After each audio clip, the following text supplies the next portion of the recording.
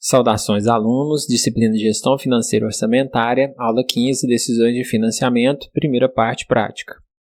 A questão número 1 fala dos dados da companhia estruturada, que apresentou faturamento de R$ 1.200.000, um custo de mercadoria vendida de R$ 957.000, R$ 55.000 de despesas administrativas e R$ 67.000 de despesas com vendas. No exercício, fala que a empresa tinha um capital de R$ 800.000, que esse capital era dividido em 50% próprio e 50% de terceiros, com um custo de 14%, e pede para calcular o retorno sobre ativo total, o retorno sobre patrimônio líquido e o grau de alavancagem financeira. Para fazer isso, nós vamos pegar todos esses dados aqui apresentados nesse quadro e vamos dividir nessa proporção de 50%, ou seja, 50% de capital próprio e 50% de capital de terceiros. Então eu tinha R$ 1.200.000 de faturamento, vou dividir 50%, que são 600.000 na coluna do capital próprio, 600.000 na coluna de capital de terceiros. Custo de produtos vendidos, a mesma coisa, vou pegar esses 957.000, 50% disso dá 478.500, eu vou colocar aqui no capital próprio, capital de terceiros. O lucro bruto, você pega 600.000 menos 478.500, dá 121.500. E aqui, da mesma forma. Na coluna do total, vou fazendo a soma. 600 mais 600, 1.200.000. 478.500 mais 478.500, 957.000 e assim por diante. Despesas administrativas, no exercício foi dado 55.000. 50% disso dá 27.500, 27.500 também no capital de terceiros. Despesas com vendas, 67.000, 33.500 para capital próprio, 33.500 para capital de terceiros. O lucro antes do imposto de renda e dos juros, eu pego 121.500, menos 27.500, menos 33.500, dá os 60.500. Imposto de renda é 25%. Essa alíquota foi dada aqui no exercício. O imposto de renda, 25%. 25% sobre o quê? 25% sobre esse lucro antes do imposto de renda e juros. Então, se eu pegar 60.500 vezes 0,25 ou 25%, dá 15.125, que é o valor que já está aqui. Lucro depois do imposto de renda e antes dos juros, eu pego 60.500 menos 15.125, 45.375. Em relação ao capital próprio, não há cobrança de juros. Como não há cobrança de juros, também não há a economia de imposto de renda sobre as despesas de juros. Então, aqui é 0 e 0, então repete o valor, 45.375. Capital de terceiros, há a cobrança de juros. 14% é a alíquota, foi dada no exercício, 14%. Sobre o quê? Sobre 400.000. Por que 400.000? Porque o capital que eu tenho total é de 800.000. E desses 800.000, 50% é capital de terceiros. Então, 800.000 vezes 50% dá os 400.000. Eu vou cobrar o juro em cima disso. 14% de 400.000 dá 56.000. 45.375 menos 56.000 mais 14.000. Por que 14.000? Essa economia de imposto de renda é o seguinte, o governo entende que sobre o valor que você paga de juros, você não precisa pagar o imposto de renda. Logo, se eu pegar esse valor aqui, ó, 56.000, que foi o que eu paguei de juros, vezes 0,25, que é a alíquota de imposto de renda, dá os 14.000. Então, esse valor de 14.000 eu posso me creditar a hora que eu for apurar meu resultado. Então, 56.000 e 14.000. Lembrando que o 14.000 entra positivo porque você vai se creditar disso. Então, a conta é a seguinte. 45.375 menos 56.000 mais 14.000. Dá 3.375. 45.375 mais 3.375, 48.750, que é o total do lucro líquido. Com base nesses dados aqui, nos dados que foram dados do exercício, eu posso calcular o retorno sobre ativo total, o RPL e o grau de alavancagem financeira. O retorno sobre ativo total é calculado dividindo o lucro depois do imposto de renda e antes dos juros pelo ativo total. Então, o lucro depois do imposto de renda e antes dos juros eu consigo aqui, ó, 9.750, dividido pelo ativo total, que é 800 mil que foi dado no exercício. Dá 0,1134 ou 11,34%. O retorno sobre o patrimônio líquido é igual ao lucro líquido dividido pelo patrimônio líquido.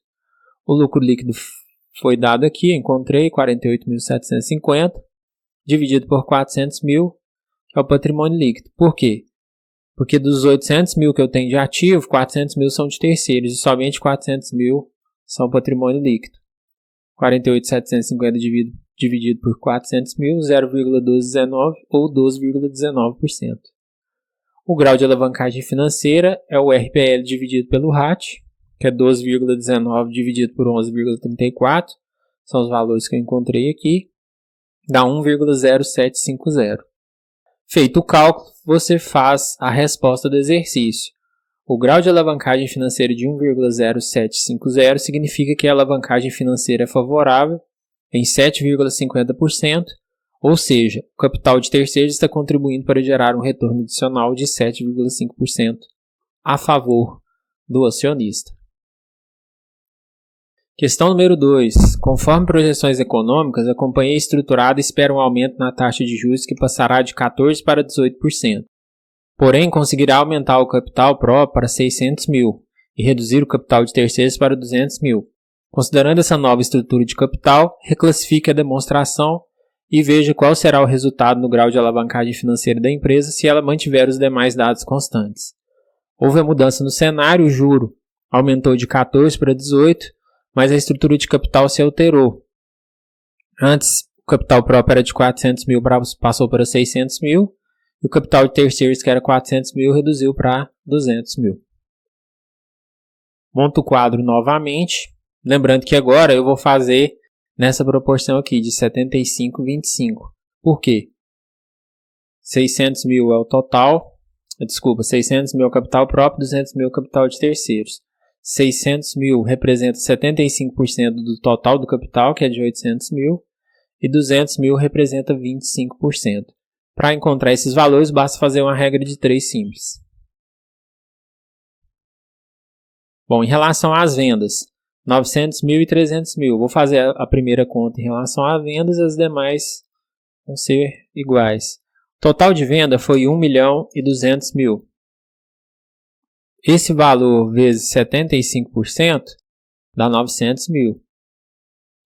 Menos 1.200, 1.200.000, né? A diferença é os 300 mil que vai aqui para o capital de terceiros. Então, basta você pegar os valores dados no exercício e sempre ratear nessa proporção, 75% e 25%. Os custos dos produtos vendidos, 717.750, 239.250. Para achar o lucro bruto, 900 mil menos 717.750 dá 182.250. As despesas administrativas e despesas com vendas também vou pegar os mesmos valores do exercício 1 e vou calcular 75% e 25%. Vão ser esses valores aqui, 41.250 e 50.250. 182.250 menos 41.250 menos 50.250. Eu tenho um lucro antes do imposto de renda e dos juros de 90.750. Sobre esse valor eu aplico a alíquota de imposto de renda, que é 25%.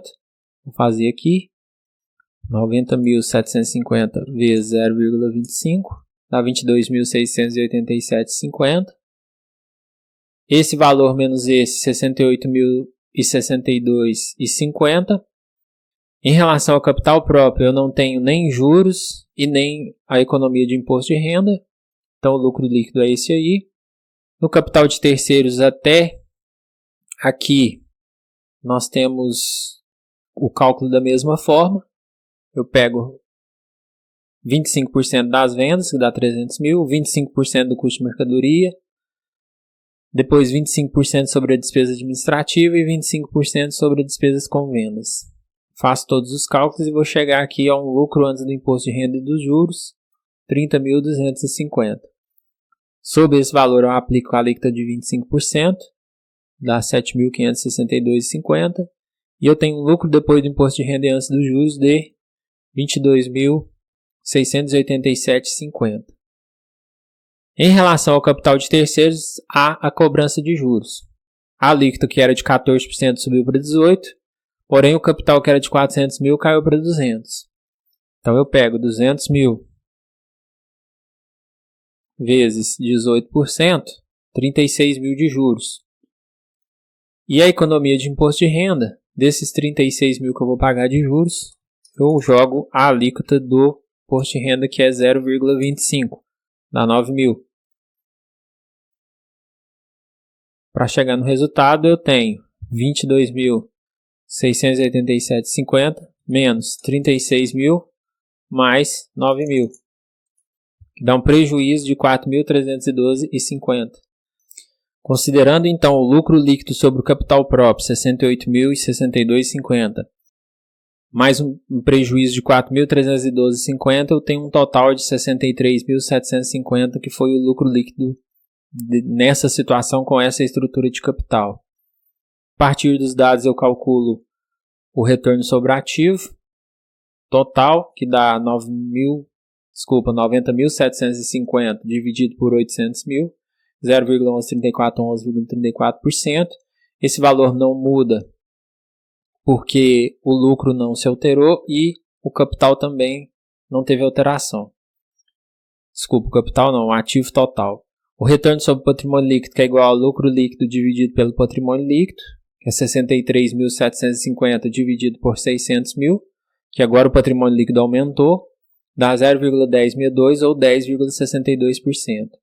E o grau de alavancagem financeira vai ser esses valores aqui que eu acabei de encontrar, 10,62 dividido por 11,34, que é igual a 0,9365. O grau de alavancagem financeira de 0,9365 significa que a alavancagem financeira é desfavorável, porque é menor do que 1. Ou seja, o capital de terceiros não está contribuindo para gerar um retorno a favor do acionista. Ao contrário, ele está gerando um prejuízo.